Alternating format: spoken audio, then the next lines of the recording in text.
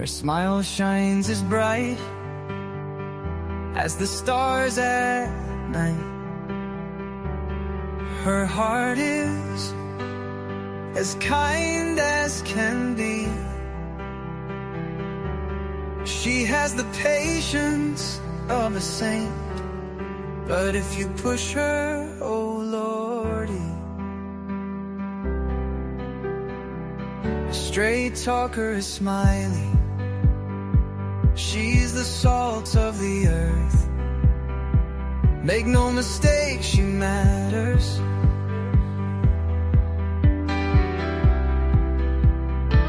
Catch Smiley's story on a live stream.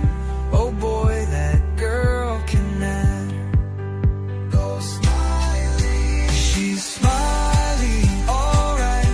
She's Smiley. Make no mistake why she's here. She's Smiley, alright. She's Smiley. If you're guilty, she'll smell out your fear. Missing posters and stories of heartache and fear. She tells us all of the heartbreaking tears. She can sniff out the guilty from a mile away. If Smiley's on the case, then she's here to stay. She cares about these missing children. She cares deeply about them all. She speaks the truth with integrity. For the truth, she will seek it all. She's Smiley, alright. She's Smiley. Make no mistake why she's here. She's Smiley, alright. She's Smiley.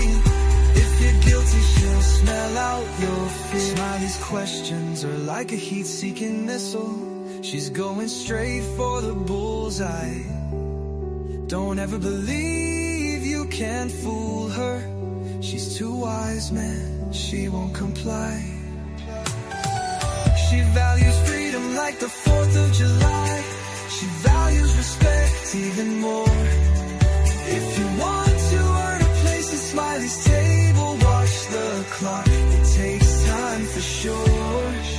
She's Smiley, alright. She's Smiley.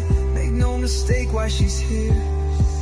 She's Smiley, alright. She's Smiley. If you're guilty, she'll smell out your fear. If you break her trust, you're done for. Trust don't grow back like grass. So don't give Smiley a reason to doubt you, or that friendship will shatter like glass. She's a damn good woman, that much we know. She puts in the hours to bring them kids home. If your child is missing, you want Smiley on the case. She is always willing and she gives so much grace. She's a Smiley, alright. She's a Smiley.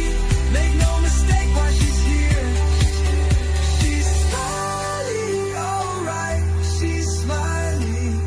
If you're guilty, she'll smell out your fear. If you're guilty, you better feel fear.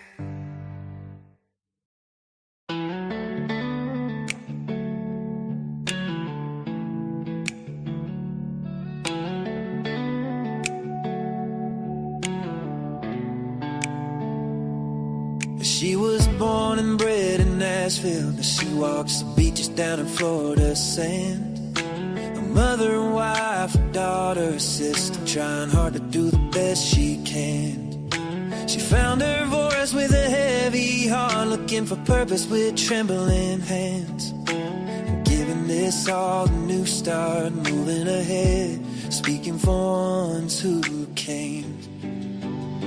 She says, I am who I am, I'll stand my ground. Even when the nights get long and rough, you'll hear my sound. She'll be speaking for the ones unheard, 'cause she's got a caring heart that won't be turned. Her mama fought cancer while she was searching stories that needed a gentle voice. We saw summer's name and felt the heart ache and tried to bring light where there was no choice. And when she heard us the best and the sadness rose, she prays for truth through the noise. She'll follow wherever the story goes, seeking their dignity, a child's joy. She says I am who I am, I'll stand my ground. Even when the nights get long and rough, you'll hear my sound.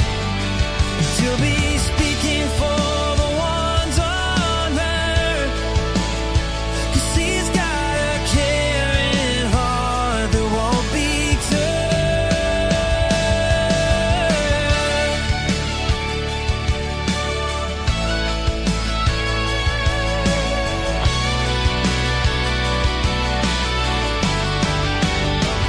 She said I am who I am, I stand my ground. Even when the nights get long and rough, you'll hear my sound. She'll be speaking for the ones of her, 'cause she's got a caring heart that won't be turned.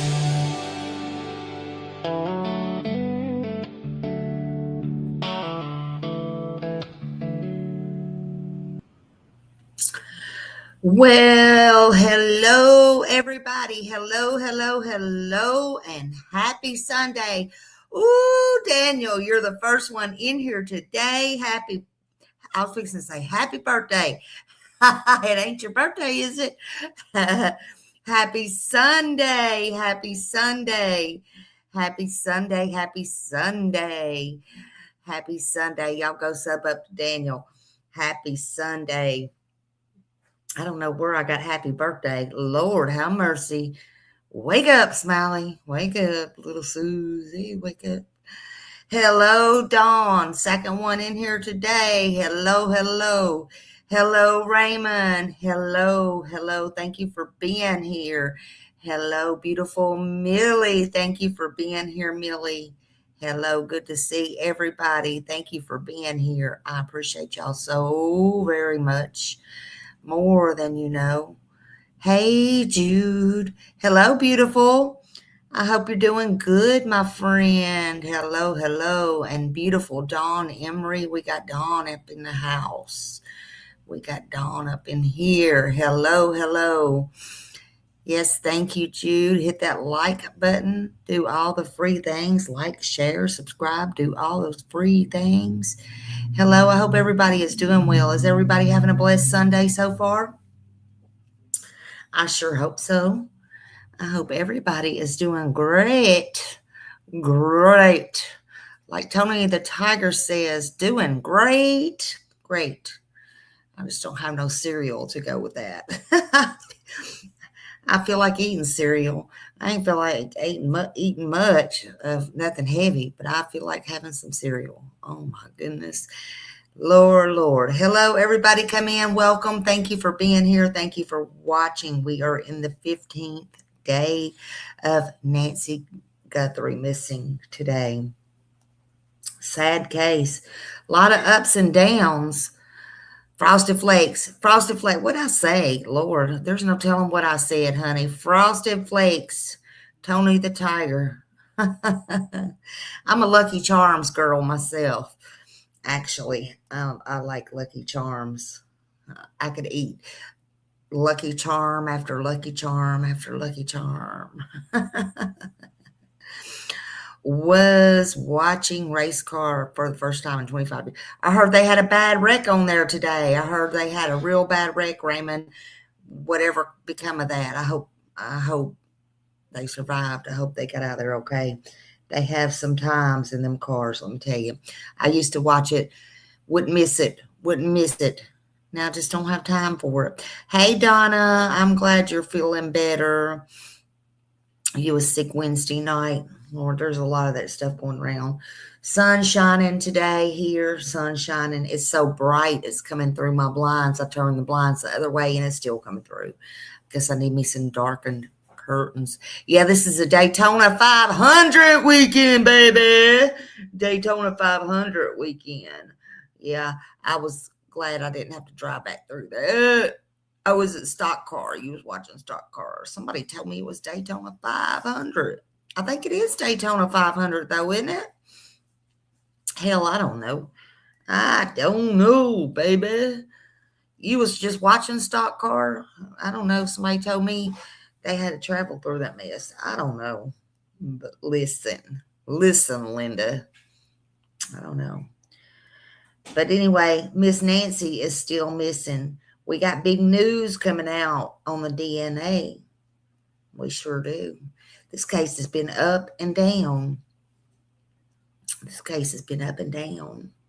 Before we get started, please say a prayer for our mod, her mother, R2 Country Girl. I know a lot of you don't know her because she comes in here when I'm on real late at night, and I don't do a lot of real late at night things.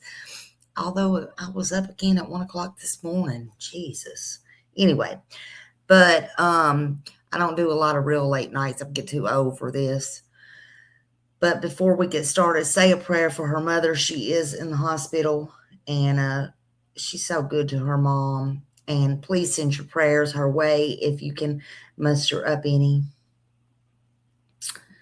Now, today is day 15 in the Nancy Gerthy case, as we know. 15 days since 84-year-old Nancy, a grandmother, was last seen. 15 days of questions, 15 days of waiting, 15 days of family waking up to a nightmare, a complete nightmare. I cannot imagine a nightmare that has not ended. Let me say this clearly. We are still watching. Even if I don't come on, I am still watching.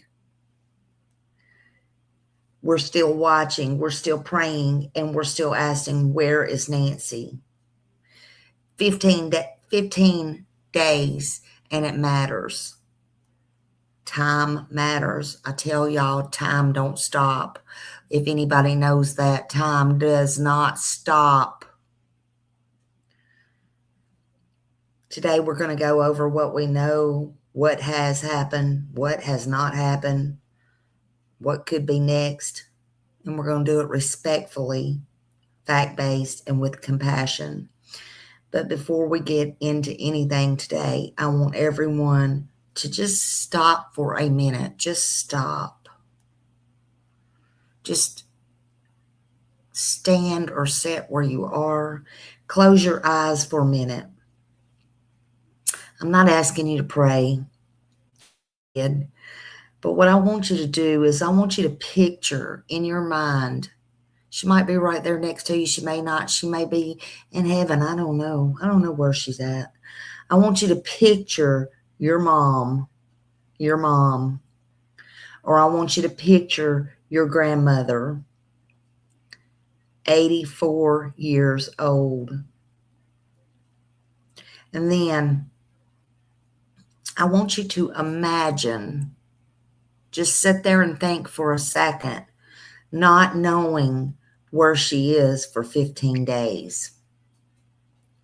No phone call, no proof of life, no answers.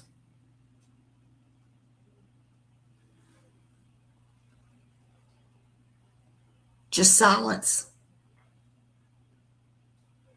Just silence.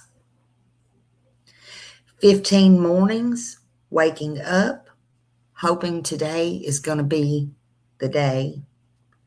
15 nights going to bed, wondering if she's cold, if she's scared, if she's had her medicine, if she's even alive or not, or if she's all alone.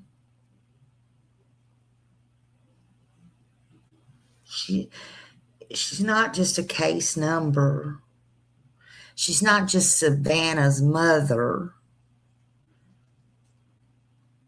She's 3 people's mother. She's a grandmother. She's a lot of things.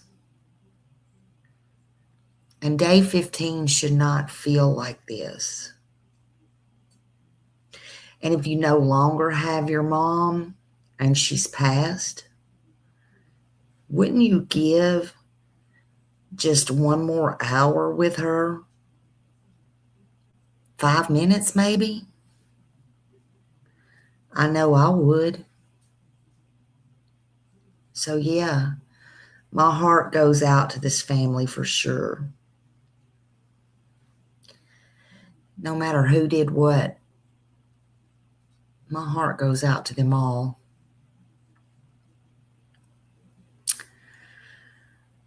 Now, she should be in church this morning, whether it be at a friend's house, whether it be at her house, whether it be virtual TV. I don't know. Don't really care. That's water under the bridge, but she should be there. Hey, Drew K. So we got some new news that came out a while ago. They said DNA evidence from a glove found about 2 miles from Nancy's Tucson, Arizona home has kind of been verified, I guess, to say that it was definitely male DNA. So they're profiling a male. I don't know what male, but a male. They received the prelim reports, and they're waiting now any minute. Any minute. It could be today. It could be tomorrow. It could be an hour from now.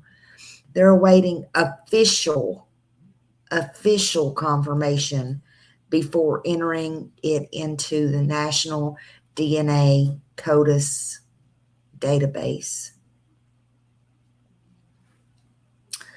This glove appears to match the type worn by the masked person, the masked, as we know now, the masked man, individual, whatever you want to call this person, criminal, whatever, individual that was captured on Nancy's surveillance footage the night she vanished.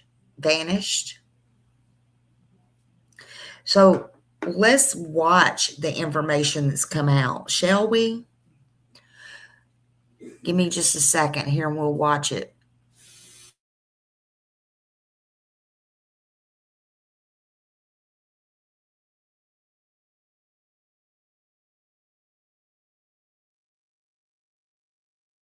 In breaking news from the FBI in the case of missing Nancy Guthrie, the 84-year-old mother of Today Show host Savannah Guthrie. The FBI confirming that a glove recovered not far from Nancy's home is testing positive for male DNA.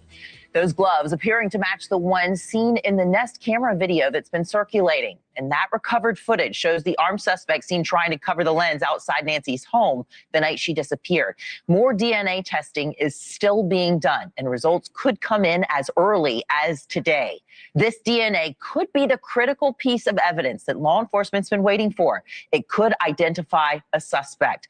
The search for Nancy is now entering its 3rd week today. Well, good afternoon to you. I'm Anna Koyman here in New York City. It's Sunday, the 15th of February, 1 o'clock on the East Coast. It's time for News Nation Live. We thank you for choosing us for your breaking news coverage. We're going to get right to Jessica Cartalia, live for us on the ground in Tucson. What's the latest at this hour, Jessica? Okay, so I want to break this all down for you, Anna, because we're just getting this from an FBI spokesperson.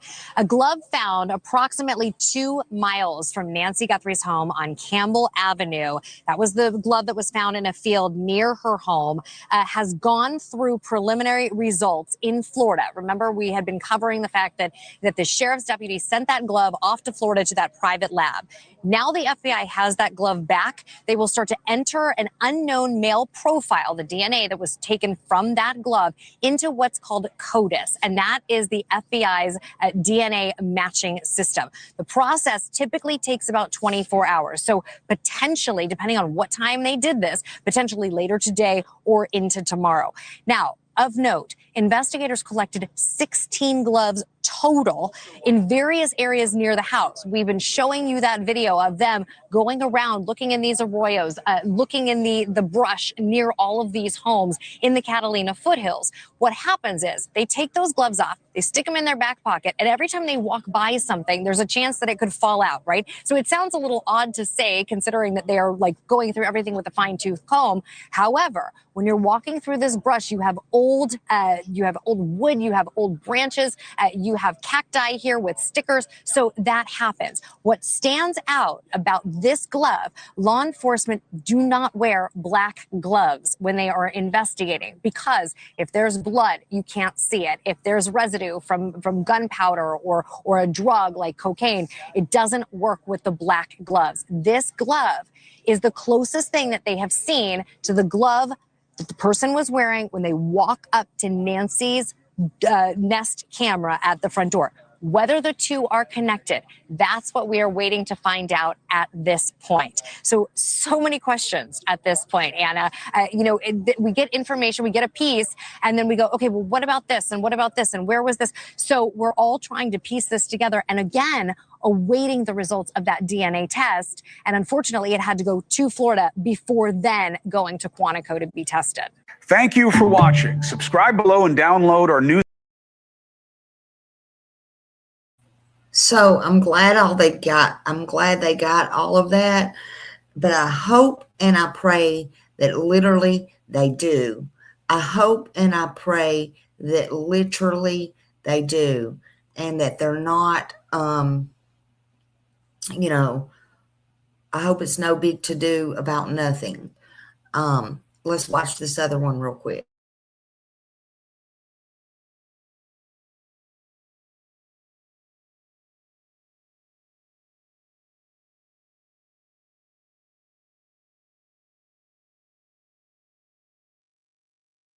Is pretty significant. I'm going to read you the full thing. It says, the gloves found approximately 2 miles from the Guthrie residence in a field near the side of the road were packaged up by the Pima County Sheriff's Office and sent overnight on 2/12, and they arrived at their private lab in Florida on 2/13. The FBI received preliminary results yesterday on 2/14 and are awaiting quality control and official confirmation today before putting unknown male profile into CODIS, the national database unique to the Bureau. This process typically takes 24 hours from when the Bureau receives DNA. Now, this is the important part. Investigators collected approximately 16 gloves in various areas near the house. Most of them were searchers' gloves that they discarded in various areas when they searched the vicinity. The one with the DNA profile recovered is different and appears to match the gloves of the subject in the surveillance video. The FBI will continue to provide assistance on whatever timeline is provided to us. Let me read you that line again.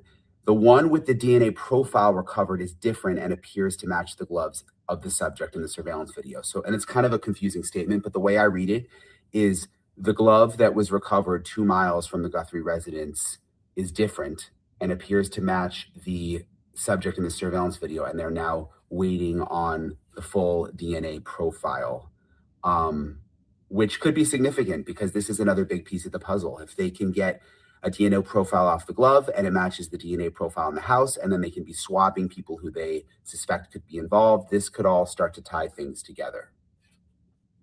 Hey guys.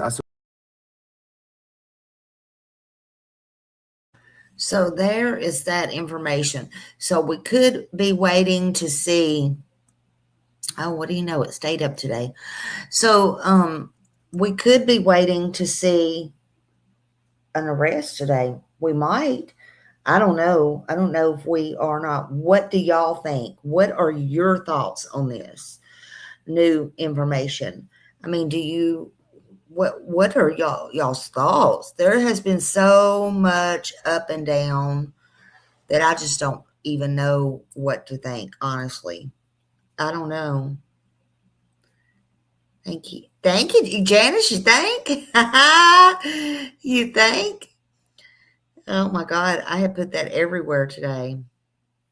Yeah, I just don't know at this point. I'm just very careful now because I don't even know at this point what to think or do.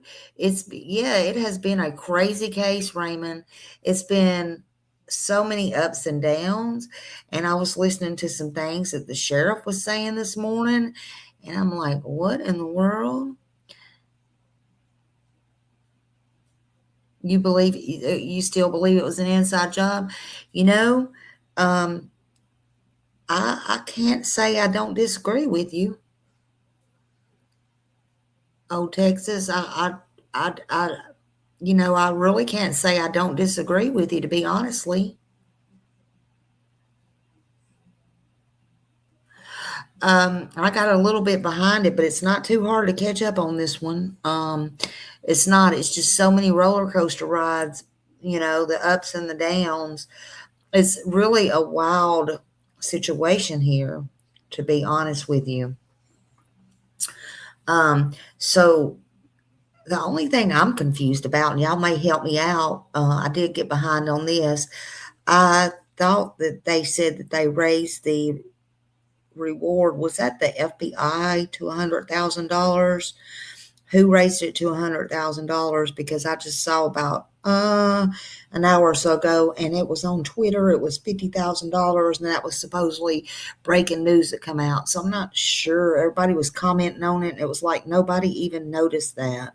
But I noticed it. So is the $100,000, is there an additional, or don't tell me, please don't tell me that they put that Bitcoin in there, because I know they were asking $50,000 from that.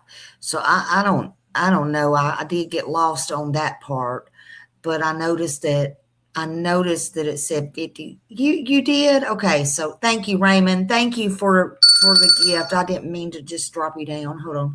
Thank you for that. Whoever got that, thank Raymond, please. But yeah, so I hope that they didn't just pay that. And then I did hear a couple of days ago, like I said, I was just getting back and so busy and so wore out. I was trying to catch up on some sleep. I did hear TMZ say that they had even raised that they had changed the terms on that. The sheriff is blocking some stuff from the FBI. Yeah, I did. I know about that. I do know about that, but I think it's a little bit late for that because I think FBI's got now the DNA thing, and that's who's doing. It's all good. It'll all come out in the wash. It's all good. It's all good there. He may have it first. Have just got his first, whatever, and then that was sent down and done in Florida, and then now FBI is sending it off. So that's what we're waiting on now, and that's all that matters right now. But anyway, so they got the DNA sent to CODIS, and that's what we're waiting on. And so I appreciate your thoughts. So here we are, 15 days later, right? This search enters its third week, and it is an ongoing investigation. Law enforcement activity remains high, and the multi-agency task force, along with the FBI, does continue its investigation now into this third week without locating Nancy, though. That's the problem. I can't imagine all of these people that are out there looking for her nationwide, though, and can't find Nancy. They can seem to find people that are not suspects. They can seem to find people to detain, to carry in, and let them go. I don't know if that's a strategy or not. And I won't pretend to tell them how to do their job. More power to them. But we'll just leave it at that. At least they're doing something, I guess. First, they do SWAT teams, though. The SWAT teams come out. First, the tape goes up, then it goes down, up, down, up, down. The SWAT teams in, out, in, out. but that's not too horrible, I guess. The Ellie's still processing things according to what I heard the sheriff say. And that was recent. So I heard that with my own ears. I did hear that. He said they were still analyzing and processing evidence from recent operations. So that's his words, not mine. But, that's one person they keep going to is Nancy's house. I do find that odd. I've said that before. I think, in my opinion, hey, Gypsy, hello, hello. I find, in my opinion, that they already have what they need. I think I've said it before. They're just waiting on Nancy or the more tests, which now they say we should have this test today. I do too. Hey, Jude, Lord have mercy. Can you imagine when trial starts? So many things, I promise you, are probably going to get thrown out. They just are, in my opinion. It's going to be a wild ride.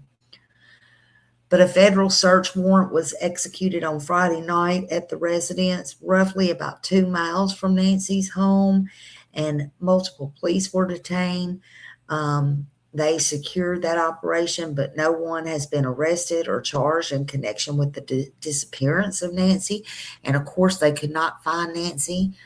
And no, she was not in a basement. I mean, it's just wild what all's been going on. Evidence was collected, but no confirmed breakthrough, nothing earth-shattering anyway, or that would cause them to come out and say anyone was a prime suspect or anyone has been off the table. But they did not do that. They didn't do that with anybody. Because of this, they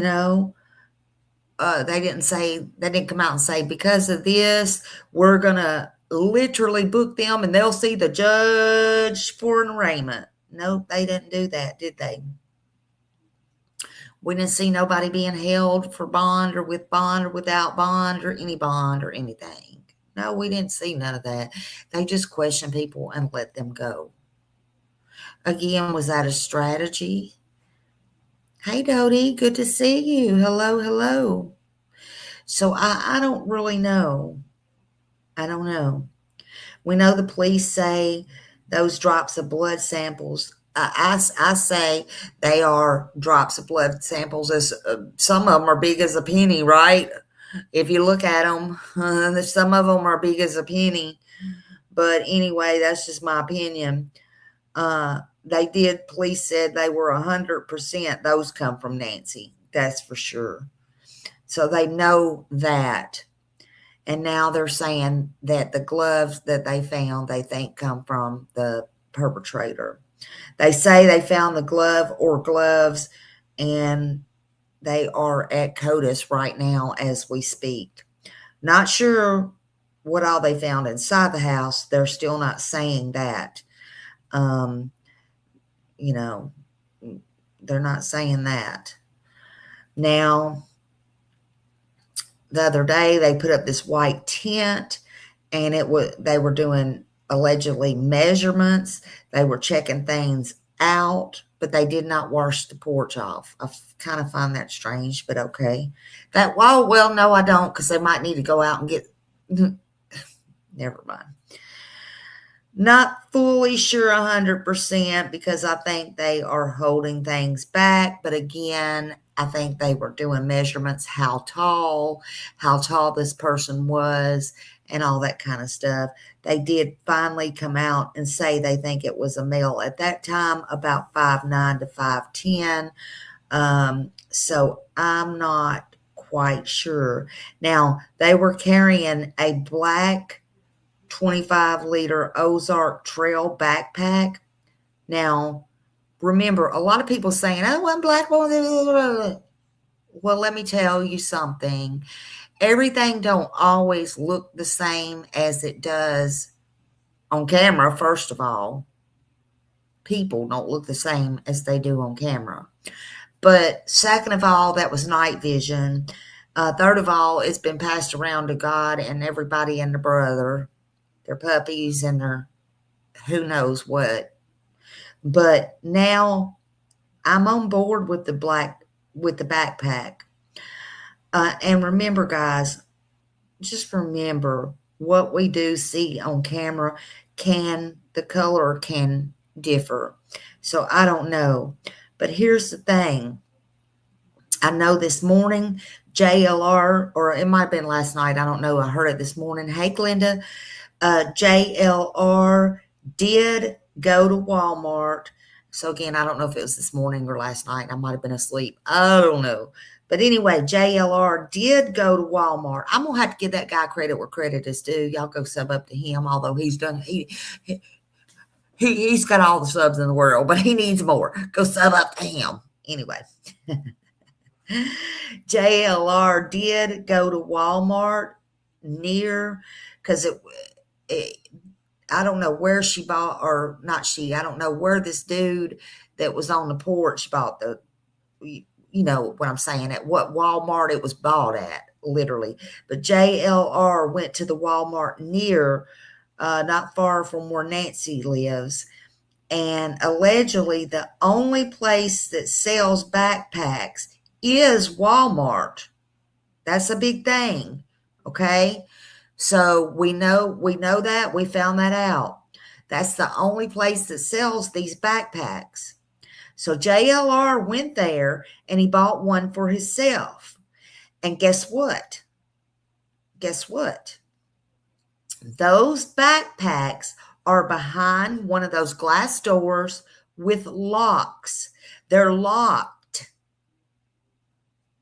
Isn't it odd how they lock some things up and don't lock others up?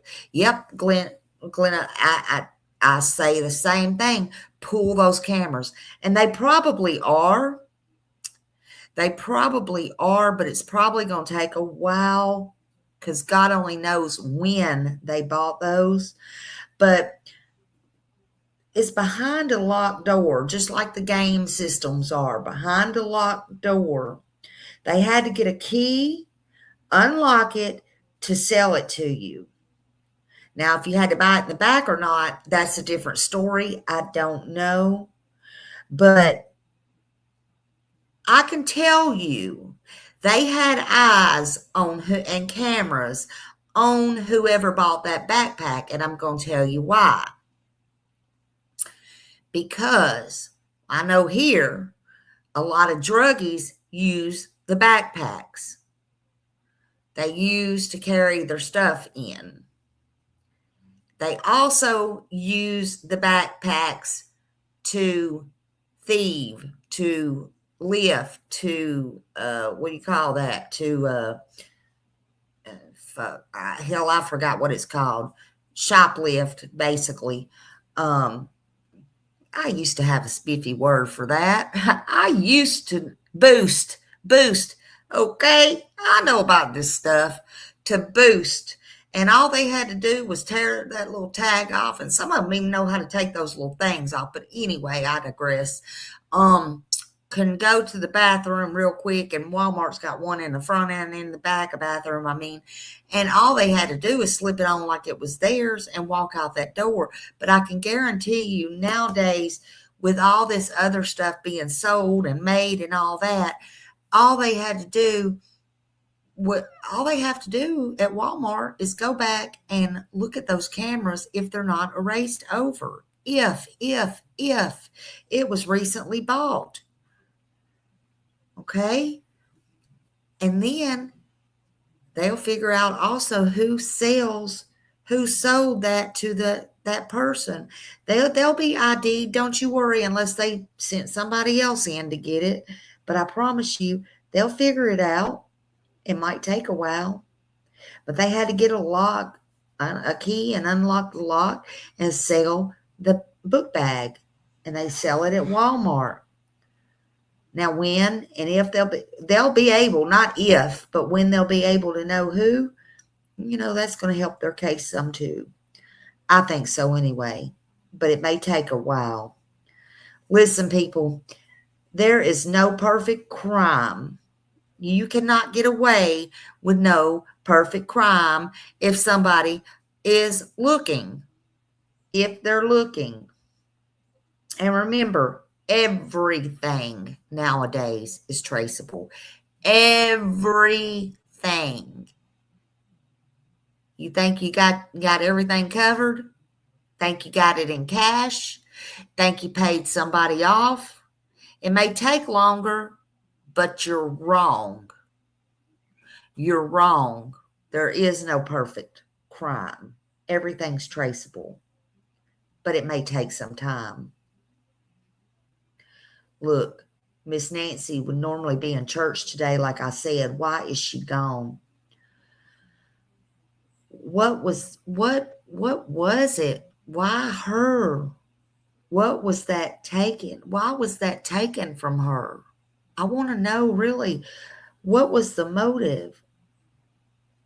I'm sure people's asked themselves that a million times. I'm sure her family's asked herself that a million times. And I'm sure that Savannah has, was it me thinking it was her? No, listen, nobody's responsible for nobody else or what nobody else does, no matter if it's somebody in their family that does it or it's just a total stranger. Nobody's responsible for crimes others commit, not unless they were involved in it. So don't forget that. Don't blame yourself. Now again, last I checked, FBI raised the reward to $100,000. Why it's saying $50,000 now? I don't know. I don't know if the news is mixed up. I don't know if we're mixed up. I have no idea what the hell's going on as far as the reward. But there is a reward somewhere between $50,000 and $100,000. I don't know. It wants the location of Nancy or the conviction or arrest of anyone involved. They're begging for tips. Anyone with information, they want them to call them. Chris Nanos and FBI have said over and over again, this is an ongoing and active case. And they're right, it is. This is what we see when there's movement. Okay? This is what we see. It is sad when you got to pay people to do the right thing. It is. You know, I feel so bad all the time, if I don't pay somebody to do something, I mean, not bad stuff, but like good stuff, because, there's good people out there in the world, but I can't imagine having to pay somebody something to come forward with information. I will never, hear me. I will not pay for an interview. I will not. You can call it look up on my other two. You can call it whatever. And then I've had the others come to me that I did. Brittany's mom, that story. I've had a lot of people come to me, the guy in Georgia with the house, but I don't pay for no interviews. You either want your story told or you don't. Listen, my mods come in here every day. They don't get paid. And I don't expect nothing from them, but they support me. Excuse me, I had to drink coffee. But I cannot imagine,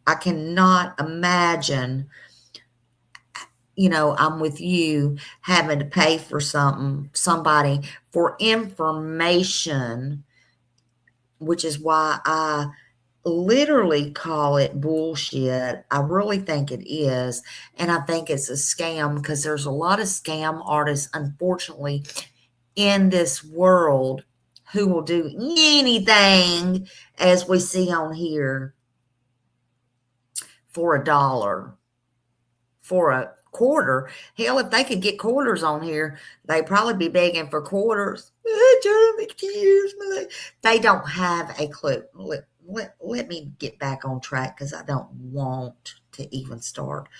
We ain't going to go there today. Listen, people, there's no perfect crime. And remember, everything is traceable, okay? Everything is traceable. I just want to know now, what is the motive and why? Chris, Nanos, and FBI have said over and over again, this is an ongoing search, and I do believe that. I really do. Welcome in, David. Thank you for being here. Any tip, it's not too small, and it still may help. Even though they got that DNA testing coming back, it still may help. But at the same time, in the same breath, they said there's no confirmed sign of Nancy. Nothing has been found yet. And they've been up with the helicopters with the Bluetooth on the bottom. A lot of people didn't know what that was. Well, everybody knows now. They were trying to connect it with her pacemaker, flying low, and all those things. You can't keep it from media long. You can't keep it from the sleuths long. You cannot keep it long. Nothing in any investigation is going to stay secret either. So everybody just might as well all get along because it goes hand in hand. That's how that works. But from the very beginning, they said Nancy met with foul play, and this was a criminal case. All of her family has spoke. All of her children has spoke. They have pled. Well, they have asked, let me rephrase that. They have all asked for their mother back. And they've asked to bring her home. And they've asked for people to tell what they know and to open the door for them to talk to them in a way to communicate. Yeah, the mod work is hard. It's not easy. It's not easy. But so far, nothing.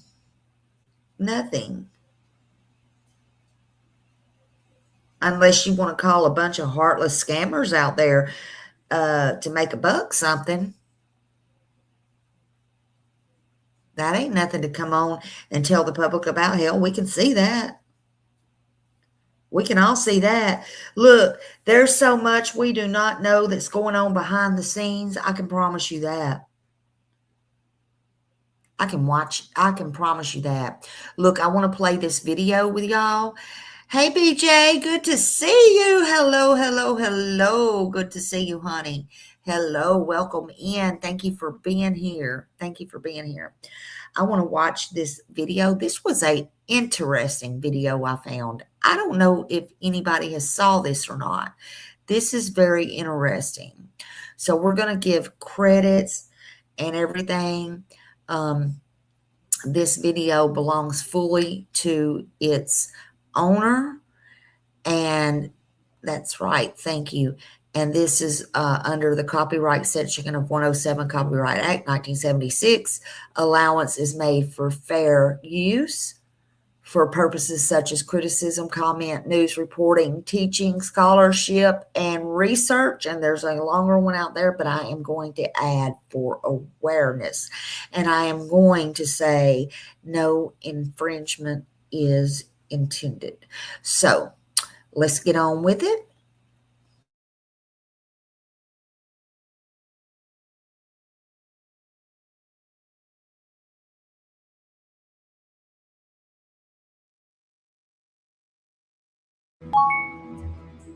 Welcome back to the channel. Take a good hard look at this image.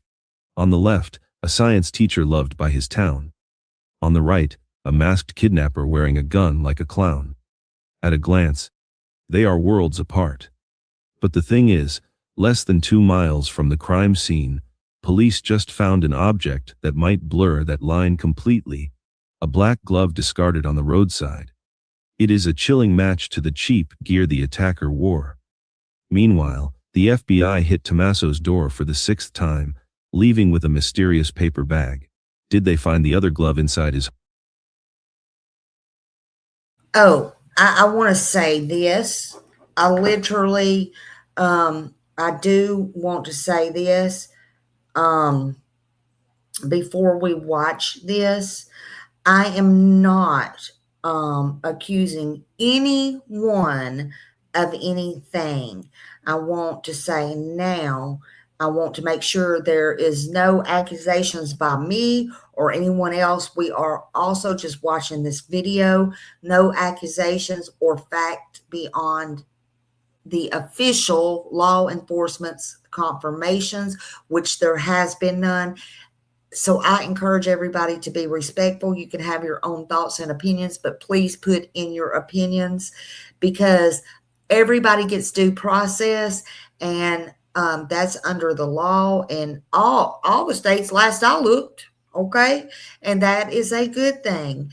But let's let law enforcement continue their work.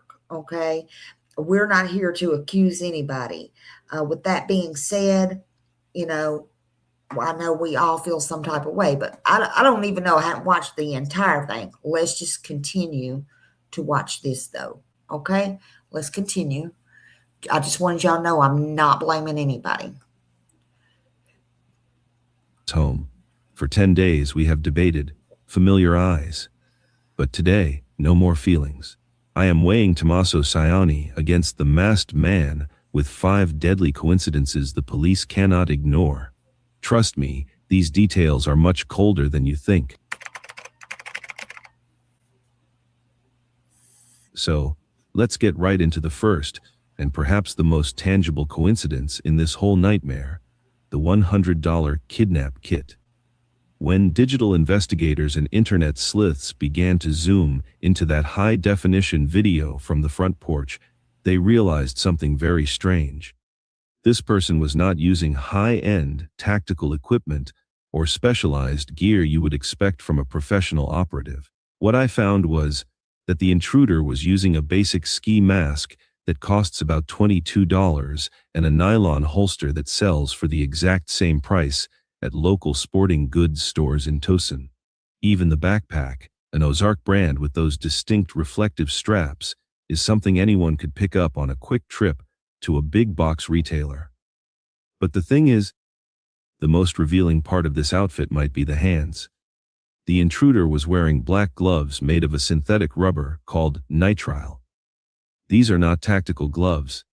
They are the kind often used by plumbers, gas station employees, or people working in food service, We know now because they do not break Walmart is down the only when one they that sells touch those. chemicals or Okay, oil. Millie. A pack of 100 of these gloves costs a mere $10. It is a cheap, disposable choice for a crime that felt anything but cheap. What happened next is where the story takes a turn that is honestly hard to believe. Just as the search for Nancy was reaching a fever pitch, investigators located a pair of black gloves abandoned on the side of the road. The reason this matters is the location. They were found less than 2 miles from Nancy Guthrie's home, right along a potential escape route. These gloves bore a striking resemblance to the ones seen in that chilling surveillance video. But here is the twist that has everyone talking. On that very same day, news cameras from Fox 4 captured something incredible. Federal agents were back at the home of Annie Guthrie and Tommaso Ciani. This was not their first visit. In fact, it was the 5th or 6th time law enforcement had swarmed that property. What struck me here was the sight of investigators leaving the house carrying a brown paper bag of presumed evidence. In the world of forensics, this is a massive red flag. At this point, you have to ask yourself, why a paper bag? In other words, in standard crime scene investigation procedures, paper bags are used specifically for biological evidence. If you put wet or biological items, like a glove damp with sweat, into a plastic bag, the moisture gets trapped and can grow mold. which literally eats the DNA evidence.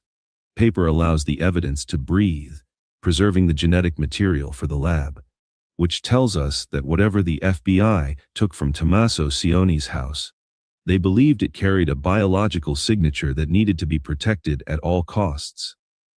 Meanwhile, we have to look at the man himself. From everything I found in the investigative files, Tommaso Sione is described. Again, I am not. Hold on, let me look at something here. What is this?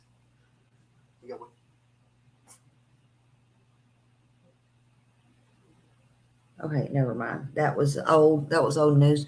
I am not accusing anyone for those just coming in or anything like that. Nobody has been named a suspect. We're just going over this video. Yeah, it is interesting that they did carry out some paper bags.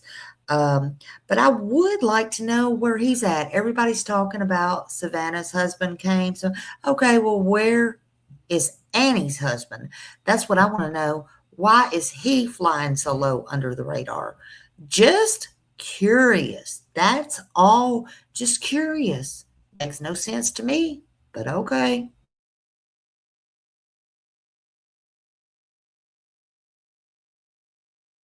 Described as an ordinary, low-key dad and a science teacher. He is a guy who loves making homemade pasta and foraging for berries. For a science guy who spends his time teaching 6th graders about biology and working around the house, having a box of black nitrile gloves in the garage is not just normal. It is expected. It is a common tool for someone who likes to get their hands dirty with hobbies or home repairs. The problem is, when you put those two things together, the picture gets very dark. You have a pair of gloves found on the road just 2 miles away, and you have federal agents leaving the son-in-law's house with a bag meant to protect DNA evidence. At this point, I started questioning if the police had finally found the match they were looking for. If the DNA from the glove on the road matches the samples taken from that paper bag, it is not just a coincidence anymore. Okay, I don't know if y'all saw it or not. It'll come back up again, but it looks like to me they had on a ring, okay, under those gloves. I would just kind of like to see something of his hand, which is not unnormal for any man to wear a ring. Don't get me wrong. That's not what I'm saying. But I would like to know if he had on a ring or if he wears a ring on that hand. But that's, something else that I took note to. And I could be wrong, but that's what it kind of looked like to me. But I don't know. Yeah, I hope something breaks and they tell us soon. That's all I hope. And it's coming tonight or tomorrow. Them tests should be back.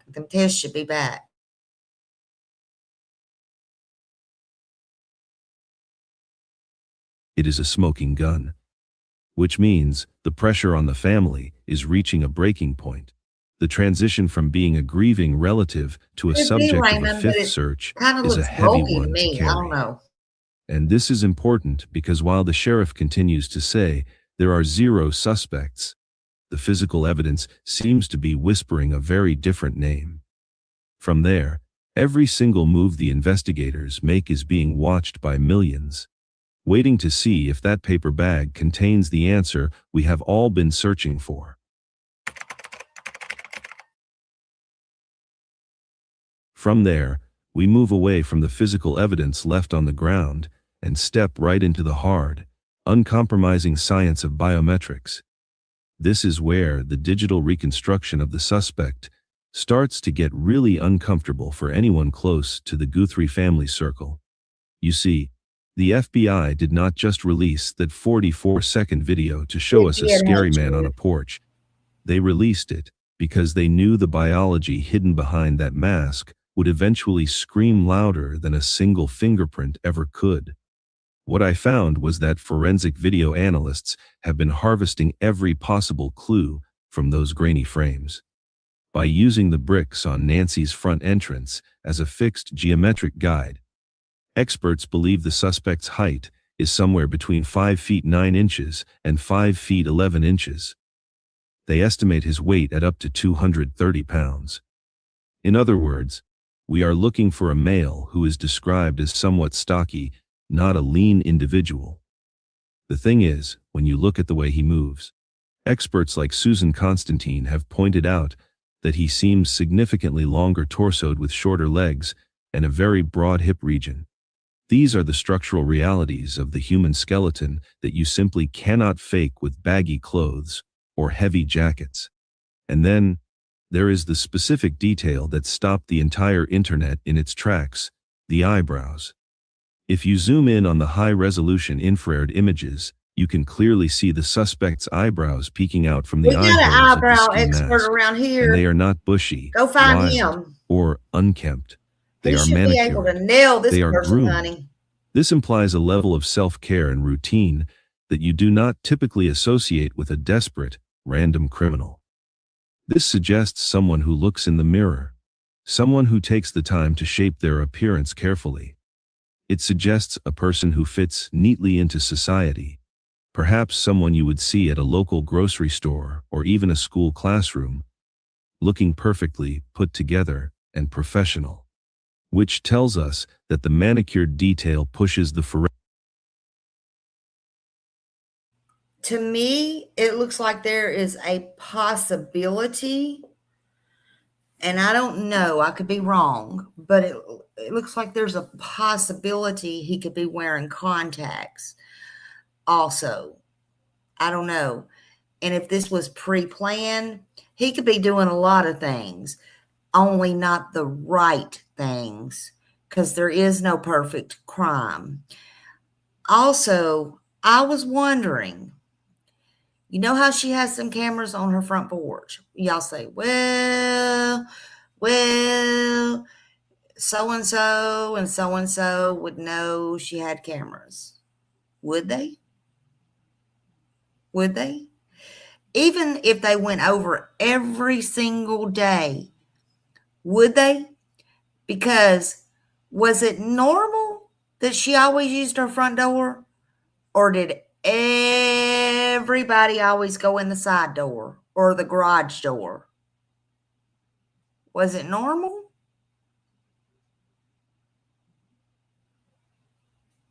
That's also an observation. Also, if they hired somebody, just an observation, in my opinion, allegedly just thinking outside the box, would they know or forget or think, oh, I can do this and do that? And just, sometimes how people tell you something, it goes in one ear and out the other, even when it's serious. Even when it's serious. And got caught by that thing and pulled them flowers. Did Nancy even tell anybody that camera was on the roof? I don't know. I don't know any of these things, but I'll be willing to bet law enforcement knows. I bet they do. Forensic profile away from a random attacker and pulls it much closer to someone local, someone with a reputation to uphold. And this matters because it brings us straight back to the profile of Tommaso Cioni. From the investigative files, we know Tommaso is a 50-year-old science teacher who has spent 15 years in the classroom. Allegedly, it's not a female. But he is also a bass player and sometimes a vocalist for an indie rock band called Early Black. He has that specific artistic indie style. His profile as an educator and a musician fits the groomed description perfectly. In many of his family photos, you see a man who is clearly well-groomed with that specific artistic vibe that matches the intruder in the video. At the same time, we have to talk about those eyes. The suspect has been described as having big, almond-shaped, dark eyes. On social media, people immediately started calling them familiar eyes. The reason this matters is that we, as humans, are biologically programmed to recognize faces, and even with a mask on, those eyes carried a weight of recognition that was visceral to those who knew him. The problem is, many people can have a similar build or a common eye color. But these specific biological markers, when layered together, narrow the suspect pool significantly. What happened next was a startling example of how powerful this recognition can be. Only 8 hours after the video went public, police in South Tucson pulled over a delivery driver named Carlos Palazuelos. They detained him for questioning and searched his family home simply because they thought his eyes matched the man in the video perfectly. Just because their eyes looked alike. An innocent person was arrested and their house searched. Do you think this was necessary shrewdness? Now, in my opinion, I didn't think it was this guy right here, but also I don't personally think that it is a delivery driver or somebody like that for the same reasons I just told you. Would somebody that delivers there all the time not know there were cameras up? I would think so, but that's just me. That's just what I'm thinking. But who knows, you know?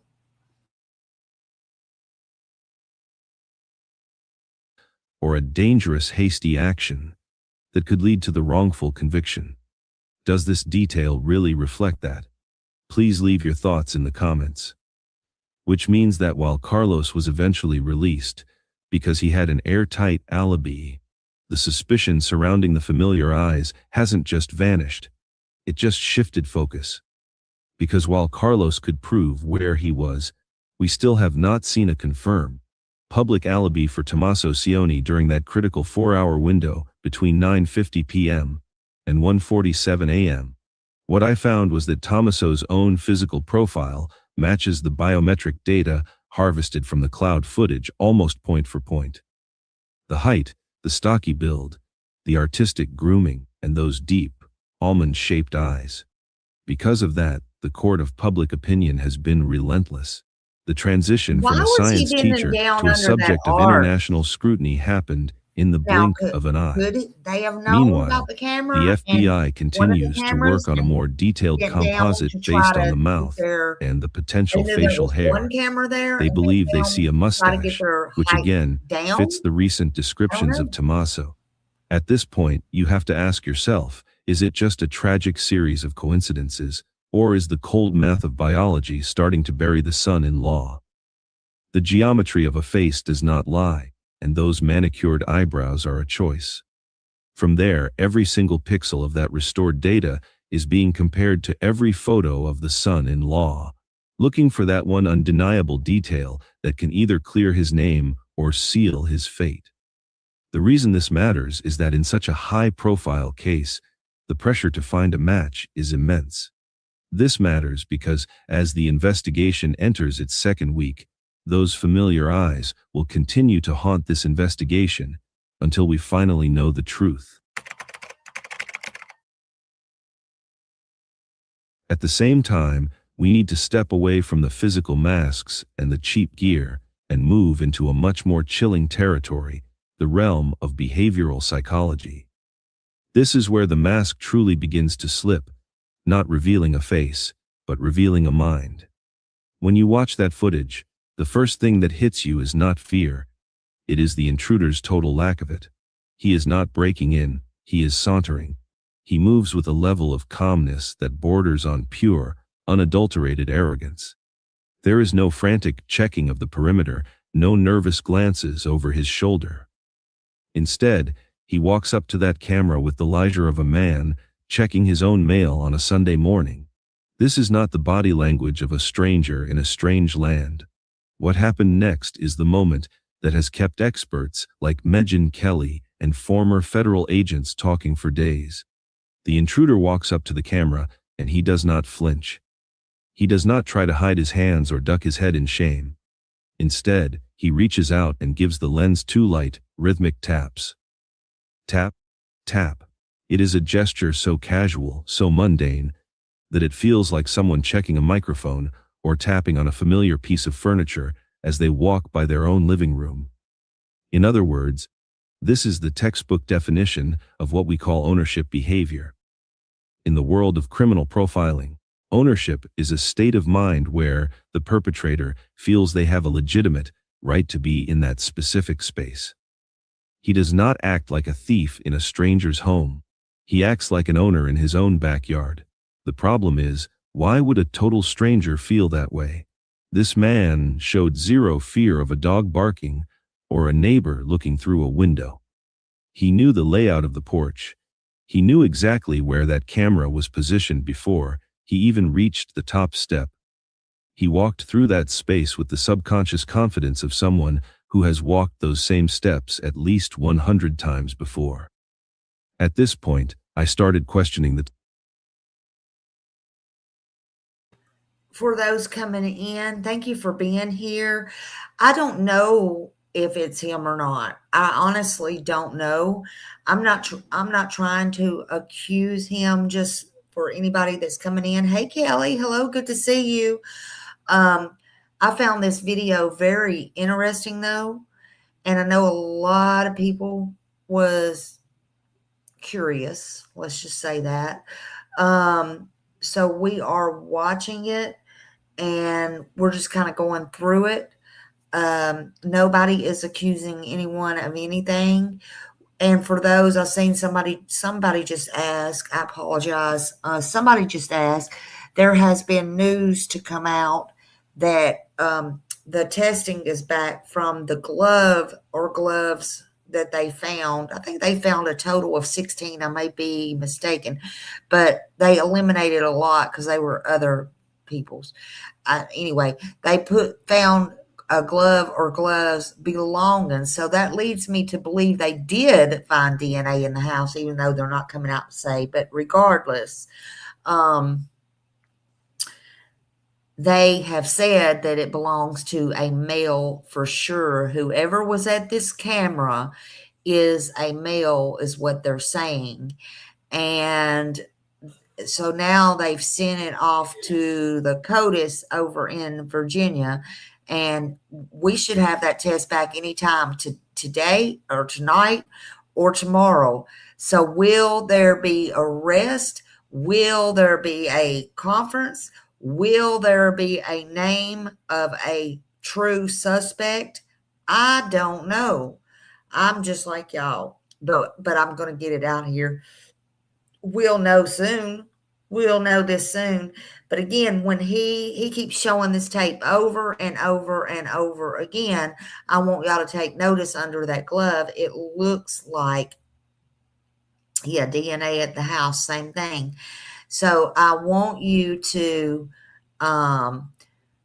take notice. To me, only to me. I don't know about y'all. If it looks like it to you, you can put it in there. If it don't, it don't. I mean, it's fine, whatever your opinion is. It looks like to me he has on some kind of bulky ring. Could it be a wedding ring? I don't know. Could be. I don't even know if it's a ring or not. I agree with you. Hey, Jude. It looks like that mask is puffed up a little bit. I don't know. But there is no perfect crime. I'm just telling y'all. All right, let's continue. The timeline again. Remember, Tommaso Cioni was at that very house only 4 hours before the security system was severed. He had just finished dinner there. He had just played games with the family. The environment, the smells, and the layout were all still fresh in his mind. Which means, if we consider the ownership theory, the intruder's behavior starts to make a terrifying kind of sense. When you are in a place you know intimately, your subconscious takes over your movements. You do not sneak, you move according to your habits. That rhythmic tap on the camera lens is not a calculated criminal move. It is a habitual gesture. It is the kind of thing you do to an object you see every single day, like checking the stability of a railing or the glass on a window.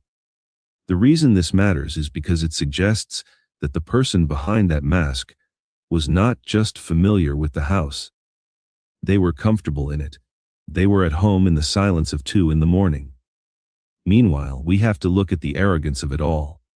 This intruder was so convinced of his control over the situation that he took his time to cover the lens with vegetation as if he were performing a routine chore. He was not worried about the clock ticking. He was not worried about being caught in the act. He behaved as if he were performing a boring, repetitive task in a place where he knew he would never be disturbed. From there, we have to ask, who else fits that profile? Who else would have the mental blueprint of Nancy's home burned into their brain so deeply that they could navigate it in the dark without a single moment of hesitation? At this point, the contrast between a random kidnapper and someone with an insider's perspective becomes impossible to ignore. Thank you, Millie. A stranger would be looking for an exit. This man was looking for a camera he already knew was there. A stranger would be tense, every muscle ready to snap. This man was sauntering with his hands relaxed. In other words, the psychological footprint left on that porch is just as distinct as a DNA sample. See, it tells a some story of those a to me man are like who did not feel like a size. criminal in that moment. He felt like he belonged. And that is perhaps the most chilling detail of all. Because if the intruder felt he had a right to be there at 2 a.m, then we are looking for someone who was a fundamental part of Nancy's life, not someone who was a total stranger. The transition from a family dinner at 10 at night to an abduction at 2 a.m. I just think a is a total short stranger one, would have but the just got the psychological heck out of bridge Dodge. between them is built on this very sense of ownership. This matters because it tells us that the person in that video was not just a kidnapper. He was a ghost of a visitor who had been there many times before. The reason this matters is that the subconscious mind can... You know what? I don't know about y'all, but okay, let's say it's out in the middle of nowhere, and let's say it's out in the desert and all that. And, I'm sure JLR and all them will tell us later. But, okay, let's say it's way out there. Nobody goes out there. Nobody. They're out in, freak Egypt. Okay? But, okay.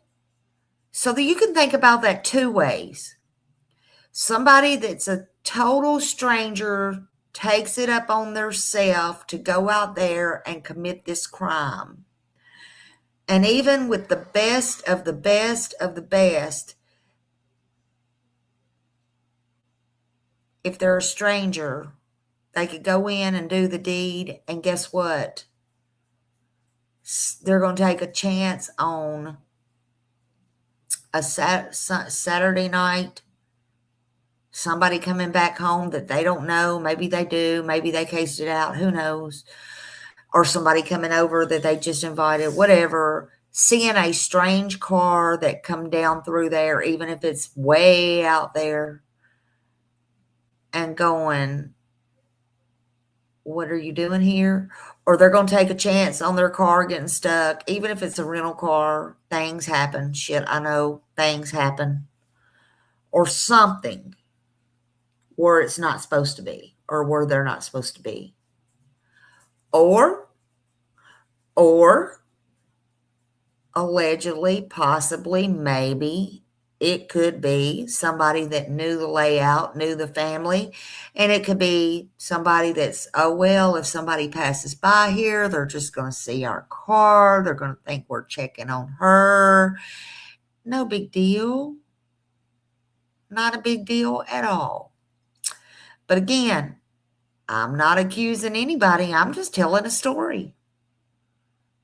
I ain't telling a lie. I'm not making shit up.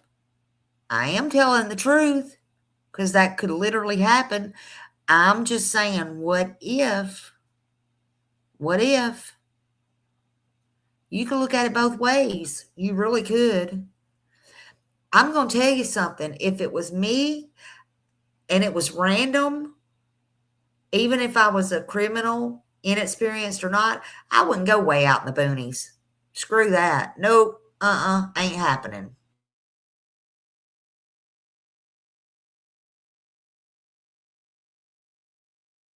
Cannot hide its habits, even behind a mask. However, we have arrived at the most controversial point of this entire investigation. This is the detail that divides the internet, splits the experts, and, arguably, might be the single reason why Tommaso Cioni is not sitting in a jail cell right at this very moment. It is the paradox of intelligence versus execution. Let us look at the facts of the suspect's behavior. When you strip away the fear and look at the mechanics of the crime, the kidnapper looks like a complete amateur. The most glaring example is the gun holster. As we discussed, he is wearing a band holster. This is a piece of equipment designed specifically to be worn against the skin, underneath a shirt to conceal a weapon for personal protection. But this man, he has strapped it over a thick, baggy jacket. It is loose. It is flopping around. It is objectively the wrong way to use that tool. A former Secret Service agent pointed out that no one with even a day of tactical training would ever wear a firearm like that. It screams incompetence. Then, look at the backpack. He is committing a felony in the dead of night, trying to remain unseen, yet he walks up to the door wearing a backpack with bright, reflective safety strips that glow when light hits them. It is the equivalent of wearing a neon sign that says, "Look at me." Now, compare that image to the man we are scrutinizing. Tommaso Cioni. He is not a drifter. He is not uneducated. He is a 50-year-old science teacher who has taught advanced placement biology. To teach at that level, you need a high degree of organization, critical thinking, and an understanding of cause and effect. You have to be smart. You have to be logical. Because of that, the defense from his supporters is loud and clear. Tommaso is too smart to be this stupid. They argue that a man of his intelligence would never wear a holster that could fall off or a backpack that shines in the dark. They say the clumsiness of the crime clears him. But I want you to think in reverse for a moment. I want you to step into the mind of a highly intelligent person who is planning a perfect crime. If you are a smart, logical science teacher, and you want to kidnap someone without getting caught, what is the number one thing you need to do? You need to make sure the police do not look for you.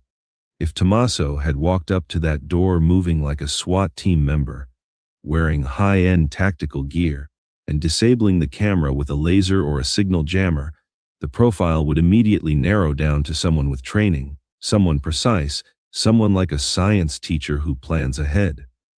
So, what do? You create a character. You perform a role. You deliberately buy the cheapest, most incorrect gear you can find at a big box store. You wear the holster wrong on purpose. You wear the reflective backpack to look like a transient or a confused amateur.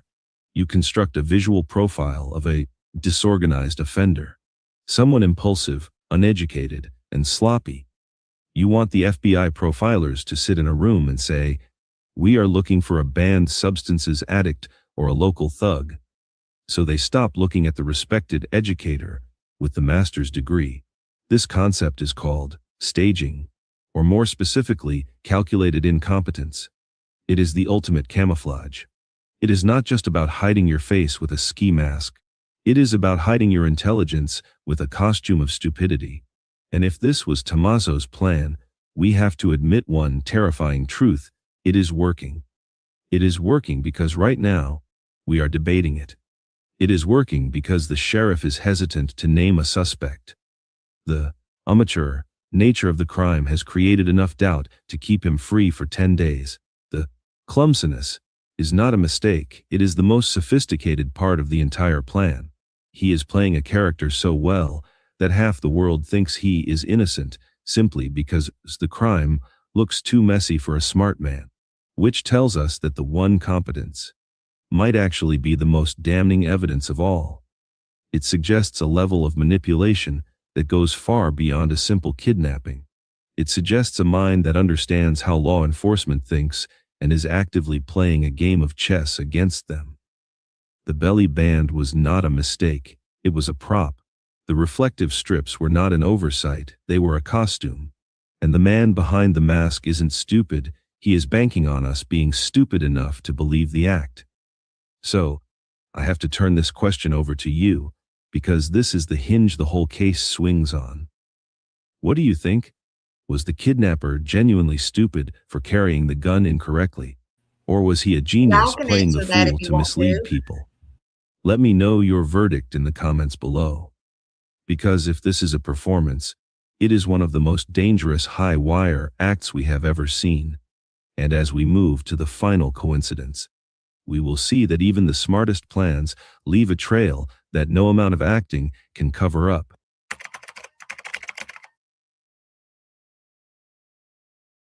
So thank y'all for watching that with me. I don't know if they've gone to Italy or not. I wouldn't. I mean, I don't know. You got to watch a lot of stuff that you see or hear on here. I'm not going to go as far as to say they're in Italy, but you are correct. He is from Italy. I can assure you, though, the cops know where he's at. I'm saying from day one. Now, Annie's been here. She's been here herself. That's a fact. She has been here. I don't know. I wouldn't be going anywhere either, Millie. They now could she have joined him? I doubt. I think they're probably hooked up in a hotel somewhere. That's just my best guess. I don't know. I really wouldn't know. That's hard to say. Anything in this case could happen. anything could happen, but I don't, I don't know. I don't, in a way, I don't believe that. Does anybody know? Oh, I got the wrong thing up here. Does anybody know, and I'm just asking, I'm just going to throw it out there because I don't know. And I hadn't looked that deep into that. Because I don't know who it is and I hadn't accused anybody. But is Italy where they can extradite you back if they need to? I don't know. Anything's possible. Lord, anything is possible.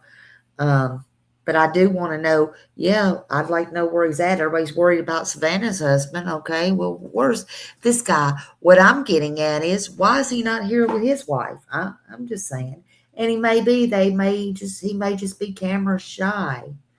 He may be camera shy. They may all be snuggled up. But I tell you what, if my husband wasn't there with me, adios amigos, bye-bye, sorry.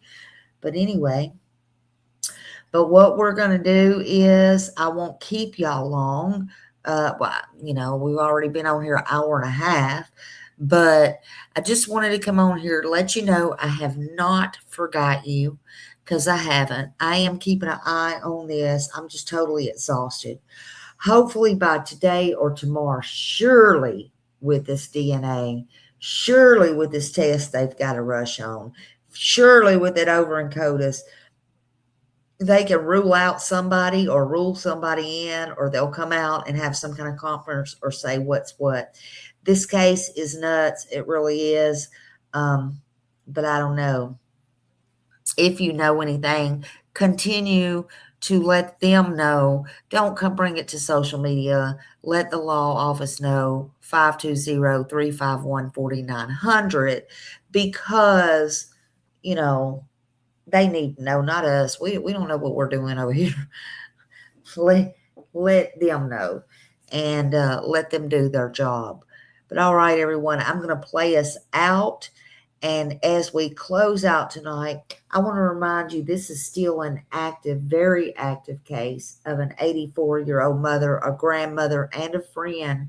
And, until there's answers, we don't stop. We don't stop caring. We don't stop watching, and we don't stop praying, and we don't stop speaking about her or putting out awareness. So if you know anything, no matter how small, please contact law enforcement. That one tip could change anything or everything. We don't know. To Nancy's family, you're not alone. You're not alone. You don't have control over everything and everybody. You're not alone. And I know that's easier said than done. But so many people across this country are holding candles. They're watching. They want this done. And we're praying. We're praying for safety. We're praying for good things. We're praying. But that's their mother. That's theirs. and she needs to be found. And I know they're on pins and needles. They're wondering just like us, is it somebody in this family? Is it the pool boy? Is it the gardener? You know, they have got to be stressed to the max right now. And stress will kill you. Don't let it. To Smiley Squad, thank you for showing up. Thank you for being here with respect and keeping it real. Always with compassion. That's what matters. Welcome, everybody. Thank you for being here. Thank you for being respectful. Let's just keep hope alive. Right now, hope and faith, that's all we got. Let's just keep it strong. Let's keep believing she will come home. The answers will come. That's all we got, right? That's all we got. Let's play it out. I love y'all very much. And then y'all continue to have a great Sunday evening, okay?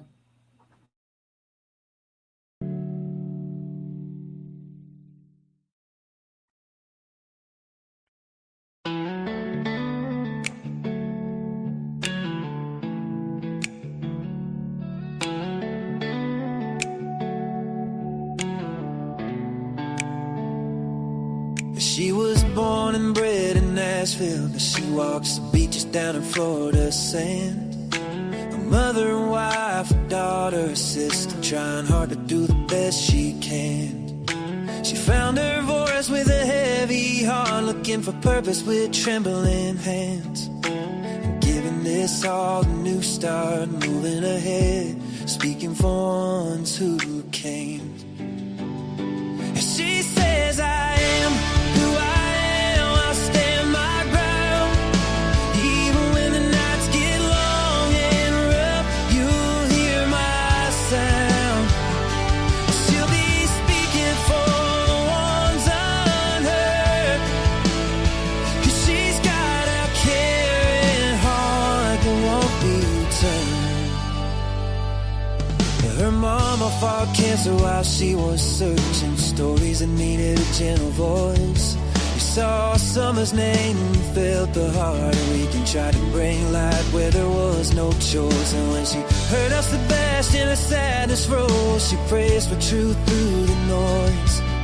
She'll follow wherever the story goes, seeking their dignity, a child's joy. She says, I am who I am, I'll stand my ground. Even when the nights get long and rough, you'll hear my sound. She'll be speaking for the ones unheard, 'cause she's got a caring heart that won't be turned.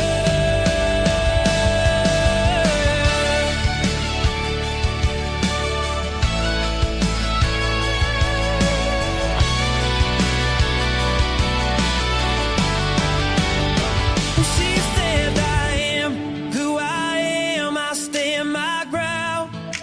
Even when the nights get long and rough, you'll hear my sound. She'll be speaking for the ones unheard. She's got a caring heart that won't be turned.